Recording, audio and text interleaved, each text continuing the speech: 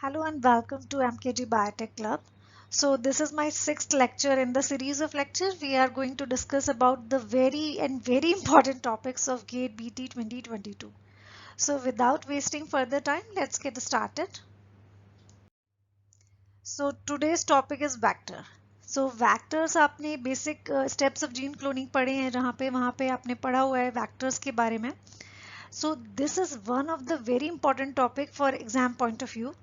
क्योंकि इस पे बेस्ड क्वेश्चन बहुत सारे आते हैं एंड जनरली जब से गेट ने एक अपने एग्जाम के पैटर्न में चेंज किया है उन्होंने जो आपके match the following type questions लाने ज़्यादातर स्टार्ट कर दिए तब से ये वाला जो टॉपिक है आपका ये बहुत इंपॉर्टेंट है क्योंकि इसमें से ज़्यादातर questions match the following type में आते हैं.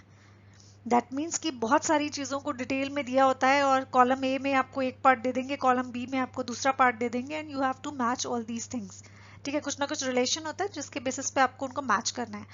तो डोंट वरी, वहाँ पे आप एलिमिनेशन टेक्निक का भी यूज़ कर सकते हो क्योंकि गेट्स जो पेपर डिज़ाइन करते हैं वो खुद ही इस तरह से डिज़ाइन करते हैं कि वो चाहते हैं कि आप क्वेश्चन इजीली कर पाओ.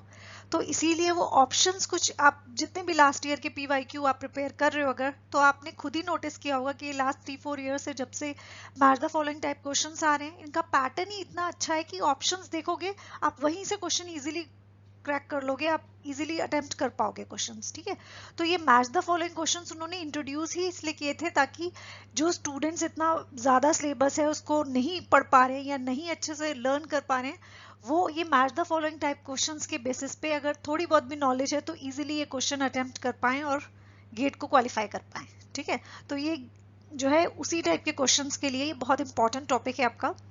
So basically आपने जो vectors पढ़े थे these are of two types. The first category is cloning vector and the second is expression vector. As the name suggests, cloning vector, that means these vectors are generally used for the cloning purposes.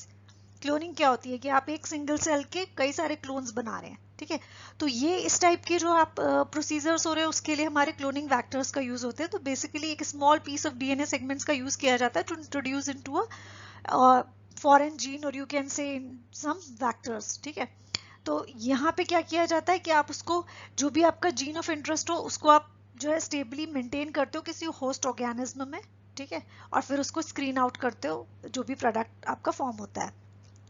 But expression vector are slightly different from cloning vector, although होते ये भी vectors ही हैं but इनका purpose अलग है. Cloning vector में particular जो आपने टारगेट जीन ऑफ सीक्वेंस को इंसर्ट किया था वैक्टर के अंदर बस आप उसको क्लोन करा रहे थे. ठीक है, बट एक्सप्रेशन वैक्टर में भी आप एक टारगेट सीक्वेंस को इंसर्ट तो कराते ही हो लेकिन यहाँ पे साथ में आपको पता है कि जो डीएनए है वो आपका जो है ट्रांसक्रिप्शन रिप्लिकेशन के थ्रू न्यू कॉपीज डीएनए की बनाता है. देन ट्रांसक्रिप्शन प्रोसेस में वो डीएनए जो भी इंफॉर्मेशन कैरी कर रहा था वो आरएनए की फॉर्म में कन्वर्ट होती है एंड इन ट्रांसलेशन प्रोसेस जो भी इंफॉर्मेशन आरएनए के पास थी that information is again translated into amino acids और प्रोटीन.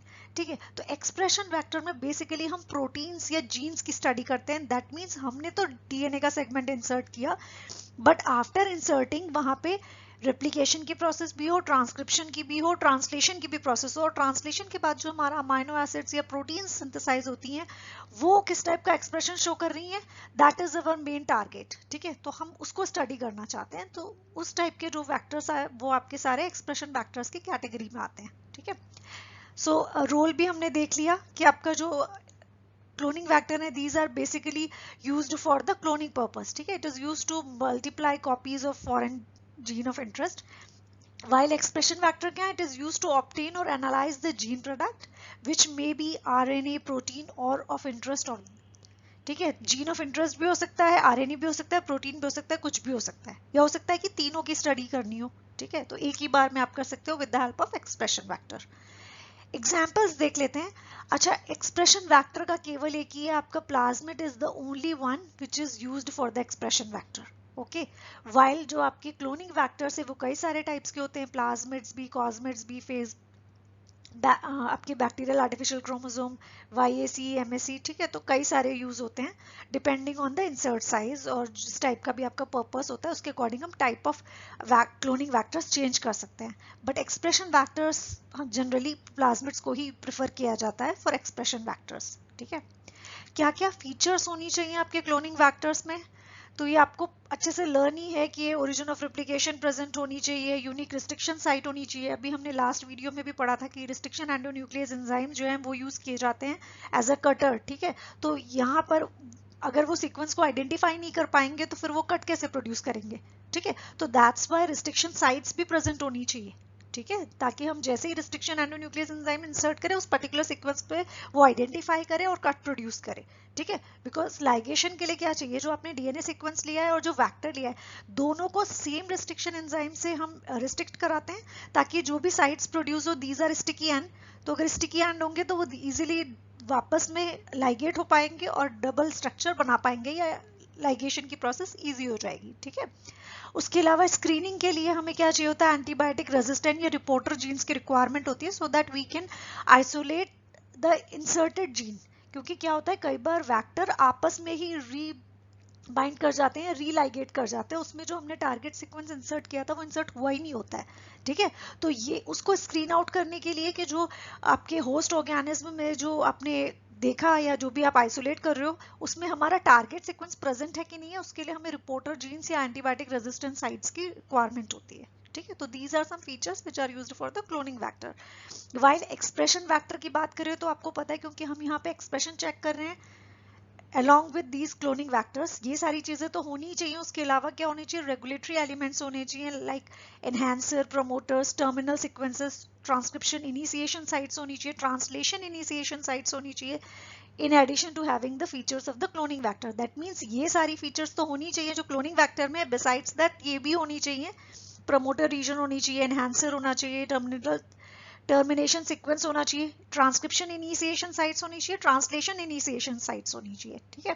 तो ये कुछ फीचर्स हैं जो आपके इस पे क्वेश्चंस कई बार आया है गेट में, ठीक है। डायरेक्टली वो आपसे पूछ लेते हैं कि अगर एक्सप्रेशन वेक्टर का यूज करने जा रहा है कोई साइंटिस्ट तो वहां पे उसको किस किस टाइप के फीचर्स की रिक्वायरमेंट होती है। तो ए बी सी करके या पहले आपको 4 ऑप्शन दे देंगे, फिर जो आपको ऑप्शंस दिए जाएंगे उनमें इस तरीके से लिखा जाएगा ओनली ए, ओनली बी या कॉम्बिनेशन ऑफ ए और बी, इस तरीके से करके आपसे ऑप्शंस दिए जाते हैं। बट फीचर्स पे बेस्ड क्या क्या साइट्स होनी चाहिए इस पे क्वेश्चंस मैक्सिमम आते हैं, ठीक है। डेफिनेशंस वगैरह पे तो नहीं आते, बट हाँ इस पे क्वेश्चंस आते हैं जो आपका एक्सप्रेशन ये फीचर्स वाला पार्ट है, ठीक है। दोनों के लिए क्लोनिंग वेक्टर्स में भी पूछा जाता है एंड एक्सप्रेशन वेक्टर्स में भी पूछा जाता है, ठीक है।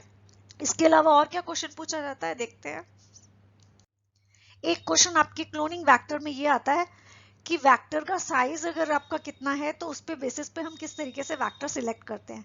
ये जो है आपके इंसर्ट के साइज पे डिपेंड कर रहा है। दैट मींस जो टारगेट डीएनए सीक्वेंस है उसका इंसर्ट साइज जो है ये डिनोट करता है कि हमें किस टाइप का वेक्टर सिलेक्ट करना है, ठीक है। अगर जो आपके टारगेट इंसर्ट है उसका सीक्वेंस का साइज 10 kb से कम है तो generally plasmids are used, but अगर उनका साइज 9 से 15 के बीच में है in that case bacteriophage vectors are used और प्रिफर्ड।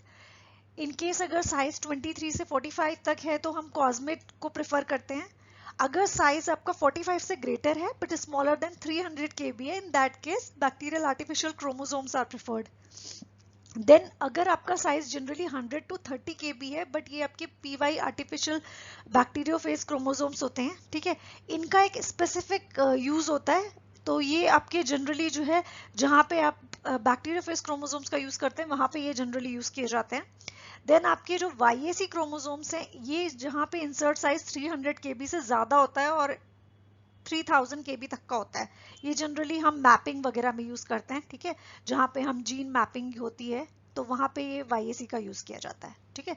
तो दो चीजें आपको याद करनी है, एक तो आपको एक्सप्रेशन वेक्टर्स में क्या क्या फीचर्स होनी चाहिए, क्लोनिंग वेक्टर में क्या क्या फीचर्स होनी चाहिए, ये सारी चीजें अच्छे से याद होनी चाहिए क्योंकि इन पे बेस्ड क्वेश्चन आता है। सेकेंड, जो आपके वेक्टर में इंसर्ट साइज है उसके बेसिस पे हम किस तरह से वेक्टर को सिलेक्ट करते हैं फॉर द क्लोनिंग पर्पस, वो एक क्वेश्चन आपका आता है, ठीक है। तो ये दो चीजें आपको अच्छे से पता होनी चाहिए और प्लीज इस टॉपिक को स्किप मत करना क्योंकि ये भी एग्जाम पॉइंट ऑफ व्यू से बहुत इंपॉर्टेंट टॉपिक है, ठीक है। और मैं केवल आपसे वही डिस्कस कर रही हूँ जहां पे मेरी साइड से मुझे 100% चांसेस लग रहे हैं कि एग्जाम में क्वेश्चन आएगा, ठीक है। तो please don't skip any of these topic which I had covered in my lecture, ठीक है। And one question for you, this is your homework question, ठीक है। बहुत सिंपल क्वेश्चन है। Which of the following is not a type of plasmid?